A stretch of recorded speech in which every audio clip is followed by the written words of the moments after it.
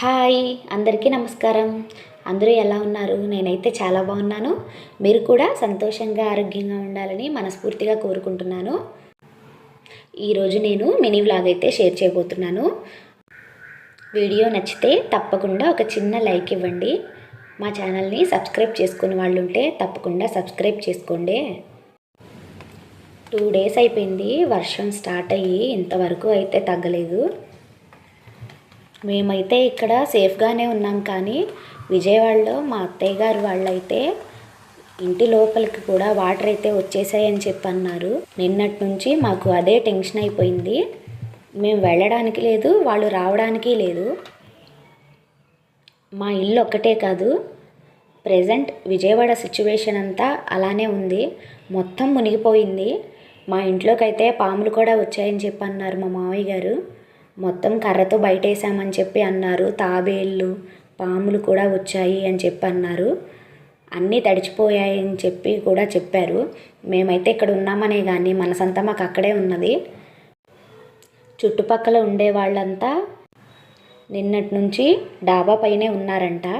మొత్తం ground floor అంతా మునిగిపోయింది అని చెప్పి అన్నారు. మా ఇంట్లో కూడా సగం వరకు వాటర్ అయితే పూర్తిగా వచ్చేసాయి. అసలైతే వాళ్ళు లాస్ట్ వీకే హైదరాబాద్ రావాలి, కానీ సెప్టెంబర్ నెలలో పండగ అయిపోయిన తర్వాత వస్తామని చెప్పి అన్నారు.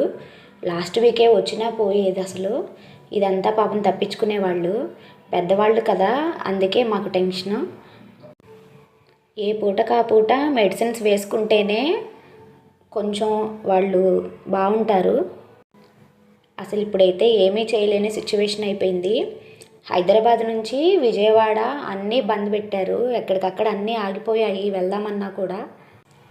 నిన్ననే ఇంటి ముందు నడుము వరకు, మనిషికి నడుము వరకు నీళ్ళు వచ్చాయని చెప్పైతే అన్నారు. ఇంకా ఈరోజు అయితే అసలు మాట్లాడడానికి లేదు. మొత్తం ఇల్లంతా వాటర్లో మునిగిపోయిందనమాట. మొన్న నైట్ అయితే వర్షం లేదు, ఏమీ లేదు, అంతా బాగానే ఉంది. మార్నింగ్ లేచేసరికి ఇంకా వర్షం స్టార్ట్ అయింది, వరద కూడా వచ్చేసింది. మార్నింగ్ నుంచి ఫోన్లు చేస్తూ అలాగే బిజీగా ఉండిపోయాము. ఏం పర్లేదు, మీరేం టెన్షన్ పడద్దు, మేము బాగానే ఉన్నాము అని చెప్పి అన్నారు. అయినా సరే మనకుండే టెన్షన్ మనకు ఉంటుంది కదా. మార్నింగ్ అయితే మేము హెల్ప్ లైన్ నంబర్స్ వచ్చాయి, వాటికైతే మేము కాల్ చేసాము. మేము బోట్స్ పంపిస్తామని చెప్పి అన్నారు. మామయ్య గారి వాళ్ళని అడిగితే ఇంతవరకైతే ఏమీ రాలేదు. అసలు ఇక్కడ దాకా రావాలన్నా కొంచెం కష్టంగానే ఉంటుంది, అంతగా నీళ్ళు వచ్చాయి అని చెప్పి చెప్పారు. 2 డేస్ నుంచి వాటర్ కానీ పాల ప్యాకెట్లు కానీ అన్నీ బంద్ అంట. ఇలాంటి సిచ్యువేషన్లో చంటి పిల్లల పరిస్థితి, పెద్దవాళ్ళ పరిస్థితి మనం ఊహించలేము. చాలా కష్టంగా ఉంటుంది. మనలాంటి వాళ్ళని తోడు ఉంటే అది వేరు, కొంచెం ఇబ్బంది ఉండదు. కానీ పిల్లలు పక్కన లేకపోతే ఆ ఇబ్బంది వేరేలా ఉంటుంది.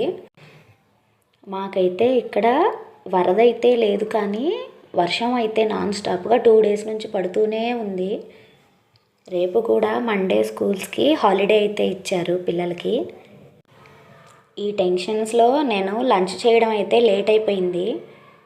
మా లంచ్ నేను ప్రిపేర్ చేసేసరికి నాకు 2:30 అయిపోయిందనమాట. ఇంకా తినేసరికి 3:30. ఎవరైనా హెల్ప్ చేయడానికి కాంటాక్ట్లోకి వస్తారేమో అని చెప్పి మార్నింగ్ నుంచి ట్రై చేస్తూనే ఉన్నాము. హెల్ప్ లైన్ నెంబర్స్ అయితే ఇచ్చారు, వాటికైతే మేము కాల్ చేసాము. కాల్ చేసి మేము వెళ్తాము అండి అని చెప్పి అన్నారు. మావయ్య గారి వాళ్ళకైతే చెప్పాము, ఈ నైట్ అక్కడ ఉండడం ఎంతకీ సేఫ్ కాదనే చెప్పాము. ఇంట్లో వాటర్ అయితే మోకాళ్ళ కింద వరకు వచ్చాయని చెప్పి అన్నారు. ఆ నీటిలోనే మా అత్తయ్య గారు అయితే లంచ్ కూడా ప్రిపేర్ చేశారంట. మధ్యాహ్నానికి ఈవినింగ్ డిన్నర్లోకి ప్రిపేర్ చేశాను. అవన్నీ తీసుకొని మేము డాబా ఎక్కేస్తాము, మీరేం టెన్షన్ పడద్దు అని అయితే చెప్పారు. మాకైతే సాటర్డే సండే ఇలా టెన్షన్తో వాళ్ళకి కాల్స్ చేసుకుంటూ, ఎప్పటికప్పుడు ఇన్ఫర్మేషన్ తెలుసుకుంటూ, వాళ్ళు సేఫ్గా ఉన్నారా లేదా ఇవన్నీ కనుక్కుంటూనే మాకు సాటర్డే సండే అయితే మాకు ఇలా గడిచిపోయింది. మా రోడ్లో కూడా మార్నింగ్ అయితే బోలెడు వాటర్ అయితే వచ్చాయి, ఇప్పుడైతే అంతగా లేవు. ఇంతేనండి ఈరోజు నా వీడియో. నా వీడియో మీకు నచ్చితే తప్పకుండా లైక్ చేయండి, మా ఛానల్ని సబ్స్క్రైబ్ చేసుకోండి. మరో మంచి వీడియోతో మళ్ళీ కలుద్దాం. బాయ్ బాయ్ అందరికీ.